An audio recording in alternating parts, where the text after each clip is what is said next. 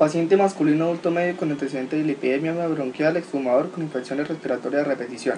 Presenta un cuadro clínico con síntomas inespecíficos tales como fiebre, diaforesis y deshidratación, síntomas neurológicos, respiratorios, musculares, cardiovasculares y presenta tensión arterial de 112/74, frecuencia cardíaca 134, respiratoria de 38. Se le toma para el clínico evidenciando leucocitosis leve con neutrofilia y trombocitopenia, creatinina y BUN y PTT elevados, sismas cardíacas elevadas y acidosis mixta severa con hipoxemia. Se le realiza un TAC cerebral mostrando hipodensidad temporoparietal occipital derecha. Debido a la evolución aguda del cuadro, se aborda al paciente con cuatro hipótesis diagnósticas tales como dengue, leptospirosis, meningoencefalitis por estreptococo neumonía y síndrome de Guillain-Barré. Respecto al dengue, sabemos que es un virus envuelto de la familia Flavivirus con 4 serotipos y que existe inmunidad para cada serotipo de infección cruzada en los primeros 5 meses. Se transmite por medio del mosquito Aedes aegypti principalmente. La persona es portadora hasta un día antes del estado febril para luego volverse contagiosa por 6 a 7 días después de iniciar la fase febril. El periodo de incubación es de 3 a 14 días replicándose en las células del sistema reticuloendotelial. La respuesta inmune se presenta en 3 fases. La fase febril, que inicia el tercer día de la enfermedad, persistiendo por 5 a 7 días y se caracteriza por fiebre alta, mialgias difusas, artralgia, cefalea, náusea y vómito, y pudiendo cursar con sangrados leves o caída temprana del recuento de leucocitos o paradójicamente leucocitosis.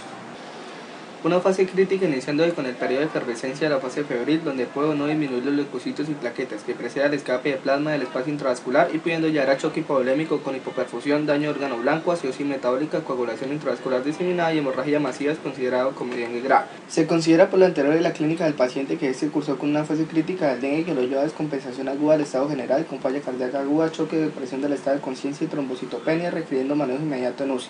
Por último, una fase de recuperación. Luego de 24 a 48 horas de la fase crítica se reabsorben fluidos, estabilizando de signos vitales, hematocrito y niveles de leucocitos o plaquetas, pudiéndose presentar edema pulmonar o falla cardíaca. El diagnóstico se realiza por PCR, aislamiento viral, detección del antígeno NS1, ELISA para IgG, dando positivo en caso confirmado. ELISA para IgM positivo se considera probable.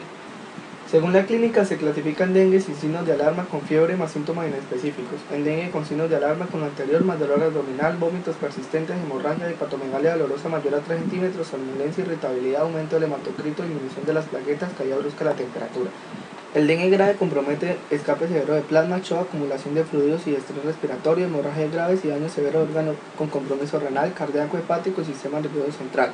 Se puede presentar neuroinfección dando alteraciones metabólicas, encefálicas, secundarias alteraciones sistémicas, manifestando encefalopatía, también por reacción autoinmune con autoanticuerpos generando tras la infección viral 1 a 3 semanas después del inicio de los síntomas, manifestándose como una encefalomielitis diseminada aguda, síndrome de Guillain-Barré, neuromielitis óptica, mielitis y encefalopatía posinfecciosa, o por invasión directa a células de la microglia, neuronas y endotelio generando edema vasogénico, o invasión directa a células de la médula espinal manifestándose como meningitis, encefalitis, miositis o mielitis. La neuroinfección se manifiesta con fiebre y síntomas clásicos, alteración del estado de conciencia, convulsiones, focalización y alteración del comportamiento. Se diagnostica por medio de líquido cefalorraquídeo, resonancia nuclear magnética, pruebas de ELISA o PCR. El paciente cursa con un cuadro clínico compatible con dengue grave, choque y estrés respiratorio acompañados de daño de órgano blanco con miocarditis, lesión renal prerenal, edema pulmonar y polineuropatía con encefalitis, correlacionándolo con la clínica del paciente. El tratamiento está estandarizado dependiendo de la clasificación. El grupo A, B o C reciben esquemas diferentes desde lo ambulatorio hasta hospitalización y UCI. El pilar del tratamiento consiste en la hidratación del paciente hasta superar la fase crítica. El tratamiento a utilizar en este paciente es reanimación agresiva con líquidos para el grupo C. Otro diagnóstico diferencial es la leptospirosis propia de áreas tropicales por un microorganismo gram negativo del orden de las espiroquetas. Se transmite por contacto directo con la orina de animales infectados o indirectamente con agua de alimentos contaminados. El ingreso de la bacteria se da por contacto con dermis, mucosa, pulmón o a través de la placenta con un tipo de inoculación de 5 a 14 días. La bacteria ingresa a vaso linfático y se propaga por el torrente sanguíneo. En la fase aguda se aloja en el endotelio de vasos de pequeño calibre donde se multiplica generando lesión como vasculitis. Afecta a órganos como riñón dando falla renal aguda, hígado con disfunción hepática, pulmón con daño vascular llevando hemorragia y falla respiratoria. En la piel lesiones petequiales, osteomuscular con edema y lesión vascular. Finalmente en vasos sanguíneos presenta fuga capilar, hipovolemia y shock, síndrome hemolítico urémico, CID y vasculitis generalizada. La trombocitopenia indica enfermedad severa. El paciente cursa con un cuadro de descompensación circulatoria aguda, falla respiratoria, falla renal aguda, síntomas osteomusculares, signos de falla cardíaca aguda, todos compatibles con el amplio espectro fisiopatológico de la leptospira.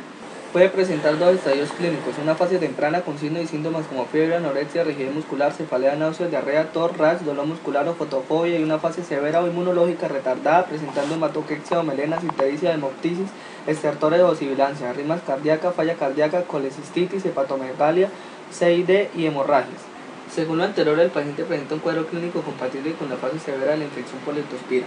Luego de esto viene la fase crónica, donde existe remanentes del agente bacteriano en túbulos renales, encéfalo y cámara anterior del ojo, pudiendo persistir hasta 60 días sin comprometer la salud.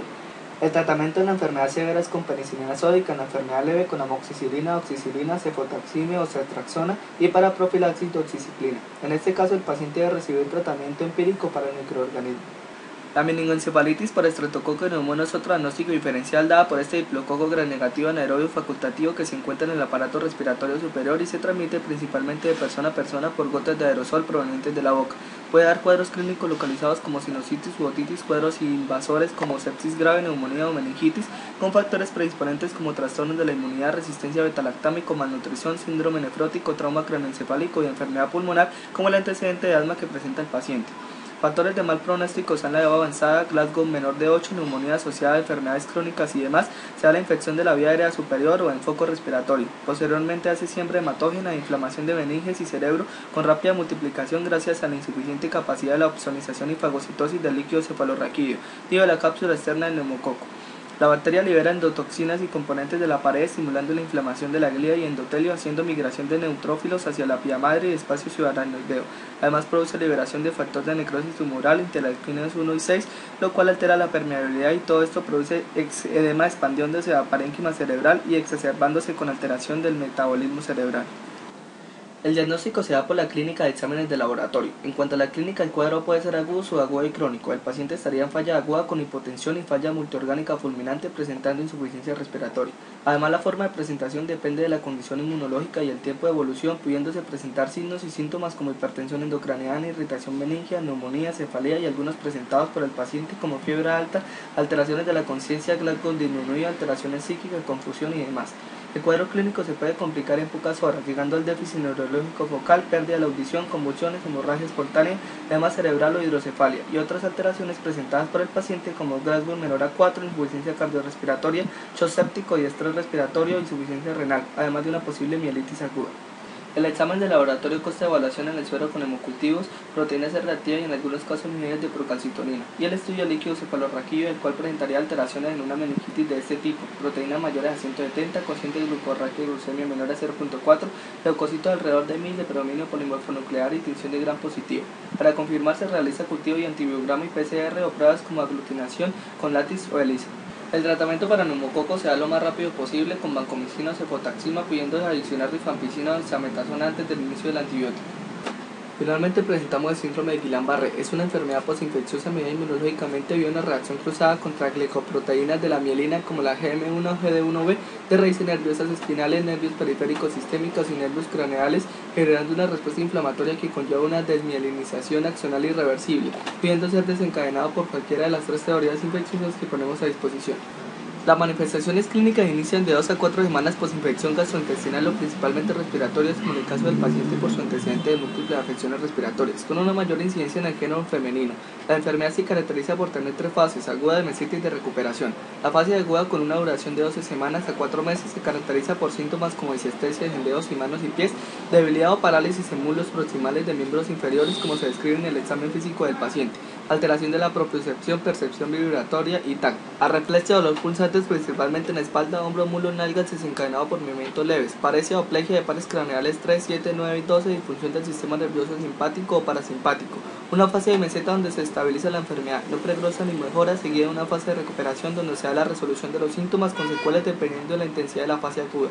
Para corroborar el diagnóstico se solicita un análisis de líquido cefalorraquídeo evidenciando proteinorraquia sin leucocitosis y resonancia nuclear magnética, haciendo una prueba altamente sensible para observar las raíces nerviosas de la cauda equina acentuadas por el proceso inflamatorio y desmielinización, y estudios de conducción nerviosa sugestivos de desmielinización y bloqueo de conducción nerviosa.